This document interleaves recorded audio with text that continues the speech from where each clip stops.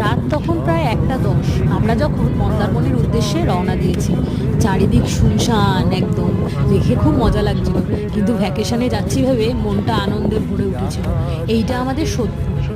এই আমরা সোদপুর ক্রস করে বিটি রোডে উঠে গেছি। বিটি রোডে উঠে যাওয়ার পর তারস্বরে গাড়ি দৌড়াচ্ছে। অত রাত ছিল বলে রাস্তা প্রায় ফাঁকাই ছিল, কোনো জ্যামজট পাইনি। খুব তাড়াতাড়ি আমরা ডানলপ ক্রস করে বালি ব্রিজে উঠে পড়েছিলাম। ব্যাস, তারপরে আমরা রওনা দিয়ে দিই। তারপর এই সময়টা ঠিক রাত 3:30, যখন পরির বাবার সাথে শেরে পাঞ্জাবে বসে চা খাওয়ার প্রস্তুতি নিচ্ছিল। দেখুন চারিদিকটা কেমন লাগছে। চারিদিকটা দেখে মোটেও মনে হচ্ছিল না যে তখন রাত্রি 3:30 বাজে। হঠাৎ করে পরির মনে হলো দোলনা চড়তে হবে, তো আমরা দুজনে মিলে পেছনে গিয়ে দোলনা চড়ে নিলাম। বেশ, আজ এত দূরই। এরপরে কি হয়েছে পরের ভিডিওতে জানাবো। এই ভিডিওটা ভালো লাগলে লাইক আর কমেন্ট করতে ভুলবেন না।